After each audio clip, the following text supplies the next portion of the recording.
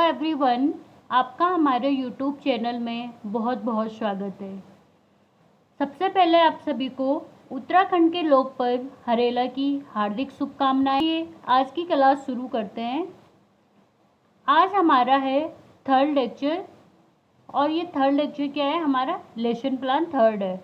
तो इसमें से सबसे पहले हमें क्या डालना होता है, लेसन नंबर डालना होता है, फिर क्लास एंड सेशन, और फिर स्कूल नेम, और फिर सब्जेक्ट, एंड फिर डेट एंड पीरियड। और डेट हमें वो मेंशन करनी होती है जब आप पाठ योजना विद्यालय में पढ़ाओगे, उसी दिन की हमें वहाँ पर डेट मेंशन करनी है। तो जो आज का हमारा प्रकरण है वो है अकबर। तो सामान्य उद्देश्य में हमें मिनिमम 2 या 3 पॉइंट लिखने होते हैं और मैक्सिमम 4 या 5 पॉइंट लिखने होते हैं। तो सामान्य उद्देश्य में देखते हैं, छात्रों में इतिहास के प्रति रुचि उत्पन्न करना, छात्रों में स्वदेश की भावना जागृत करना, और छात्रों को देश के समसामाजिक शासन पद्धति से अवगत करवाना। ठीक है। और जो विशिष्ट उद्देश्य में होगा, विशिष्ट उद्देश्य में क्या होगा, विशिष्ट उद्देश्य में हम वो लिखते हैं जो हमारा प्रकरण होगा, जिसके बारे में हम बच्चों को समझाएंगे, वो चीज़ें हम विशिष्ट उद्देश्य में लिखते हैं।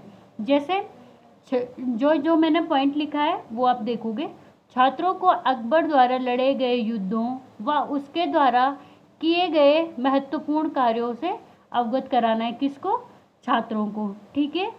अब आता है सहायक सामग्री।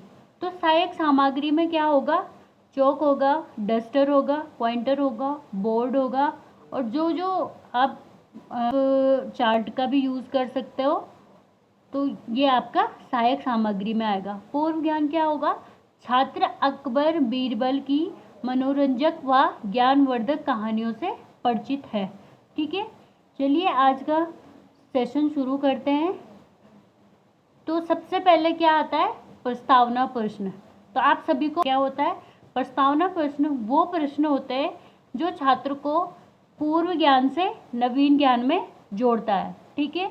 तो हमें प्रस्तावना प्रश्न में कितने क्वेश्चन करने होते हैं, 4 या 5 क्वेश्चन हमें प्रस्तावना प्रश्न में करने होते हैं।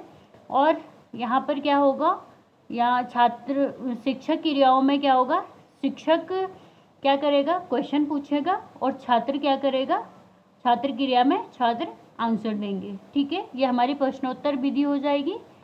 फिर आता है, फिर हमारा उद्देश्य कथन आएगा। जब हमारा प्रस्तावना प्रश्न कंप्लीट हो जाएगा, उसके बाद हमारा एक उद्देश्य कथन आएगा, और उस उद्देश्य कथन में क्या होगा, बच्चों आज हम अकबर के विषय में विस्तार पूर्वक अध्ययन करेंगे, ये हम बच्चों को बताएंगे। फिर हम छात्र को क्या करेंगे, अकबर के विषय में बताएंगे। ठीक है। फिर हम स्पष्टीकरण करेंगे, हम उस चीज़ को एक्सप्लेन करेंगे, बच्चों को बताएंगे, और बच्चे क्या करेंगे, ध्यानपूर्वक सुनेंगे। ठीक है। ये हमारा व्याख्यान विधि हो गया। फिर आता है नेक्स्ट, फिर जो हमने अभी तक व्याख्या किया है, जो हमने अभी तक बच्चों को बताया है, उसके बारे में क्या, बोधात्मक प्रश्न करेंगे। और बोधात्मक प्रश्न वो प्रश्न होते हैं जो छात्र को नवीन ज्ञान का बोध करा सकेगा। ठीक है। क्या है, छात्र को नवीन ज्ञान का बोध करा सकेगा। तो इसमें भी हम 2 या 3 क्वेश्चन बच्चों से पूछते हैं। जैसे यहाँ पे पूछा हुआ है, हुमायूं की मृत्यु के समय अकबर की आयु क्या थी। तो इससे पहले जो ऊपर एक्सप्लेन किया है उसी से रिलेटेड ये क्वेश्चन है, तो बच्चा आंसर करेगा जो उसका आंसर होगा। ठीक है। फिर आता है विकासात्मक प्रश्न। तो विकासात्मक प्रश्न में भी हम 2 या 3 क्वेश्चन बच्चों से पूछेंगे, और इसमें क्या होगा, छात्र नवीन ज्ञान प्राप्त कर सकेगा। ठीक है। और विकासात्मक प्रश्न में यहाँ हमें ये भी बोध होगा कि बच्चे का कितना विकास हो रहा है, बच्चा कितना समझ रहा है। ठीक है। नेक्स्ट है आगे, तो आगे आएगा, फिर हमने लास्ट में बच्चों से ऐसा क्वेश्चन करना है जो बच्चा संभावित उत्तर नहीं देगा। ठीक है। जो उत्तर नहीं दे पाएंगे, फिर हम वही चीज़, जब बच्चा उत्तर नहीं दे पाएगा, कुछ बच्चे कुछ बोलेंगे, कुछ बच्चे कुछ बोलेंगे, उस हिसाब से हमने फिर उस चीज़ को बच्चों को एक्सप्लेन करना है, बच्चों को सही तरीके से समझाना है। तो फिर हमने यहाँ पे क्या करना है, स्पष्टीकरण करना है, और छात्र क्या करेगा, ध्यानपूर्वक सुनेगा और अपनी नोट पुस्तिका में भी नोट करेगा। ठीक है। फिर आता है बोधात्मक प्रश्न आगे, और जो बोधात्मक प्रश्न है छात्र को नवीन ज्ञान का बोध कराएगा। ठीक है। इसमें भी हमने 2 या 3 क्वेश्चन करने हैं और उस विकासात्मक प्रश्न आएंगे और बच्चों से क्वेश्चन किए जाएंगे। बच्चे का कितना विकास हो रहा है, बच्चा समझ रहा है या नहीं समझ रहा है, ये हमने विकासात्मक प्रश्न से पता करना है। ठीक है। नेक्स्ट है, फिर हमने स्पष्टीकरण करना है और अकबर के बारे में डिटेल्स में बच्चों को बताना है और बच्चे क्या करेंगे, ध्यानपूर्वक सुनेंगे और नोट भी करेंगे। ठीक है। यह हमारा क्या हो गया, व्याख्यान विधि हो गया। फिर उसके बाद आता है मूल्यांकन प्रश्न। तो हमें बच्चों का मूल्यांकन करना है, बच्चा पढ़ रहा है, बच्चे के अंदर विकास हो रहा है, बच्चा कैसा, बच्चे का मूल्यांकन करना है। ठीक है। फिर 1-2 क्वेश्चन हमने मूल्यांकन प्रश्न करने हैं। उसके बाद लास्ट यहाँ पे आता है श्यामपट्ट कौशल। तो श्यामपट्ट में आपने बच्चों को लिख के बताना है।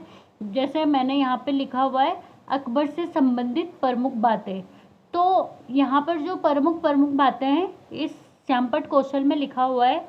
जैसे दीन इलाही, ईश्वर का धर्म 1582 ईस्वी में मुगल सम्राट अकबर द्वारा प्रारंभ किया गया है। और जो दूसरा पॉइंट है, अकबर भारत के तीसरे सम्राट थे। और जो चौथा पॉइंट है यहाँ पे क्या है, 1556 ईस्वी में अकबर ने अपने पिता हुमायूं का स्थान ग्रहण किया था। ठीक है। फिर लास्ट में क्या आएगा, हमारा गृह कार्य प्रश्न आएंगे और गृह कार्य प्रश्न में आप 1 या 2 क्वेश्चन कर सकते हैं। जैसे यहाँ पे लिखा हुआ है अकबर के बारे में विस्तार पूर्वक जानकारी बच्चे घर से लिखकर लाएंगे। इस तरीके से आपने गृह कार्य देना है। फिर लास्ट में जो आता है वो आता है पर्यवेक्षण सुझाव। पर्यवेक्षण ने हमें सुझाव देना है और हमारी कमियां, हमारी अच्छाई या फिर हमारा टीचिंग मेथड कैसा था, सब पर्यवेक्षण ने दे। तो मेरे चैनल को सब्सक्राइब एंड लाइक शेयर ज़रूर कीजिएगा और बेहतरीन वीडियो के लिए मेरे चैनल को सब्सक्राइब ज़रूर कीजिएगा। Thank you so much and thanks for watching.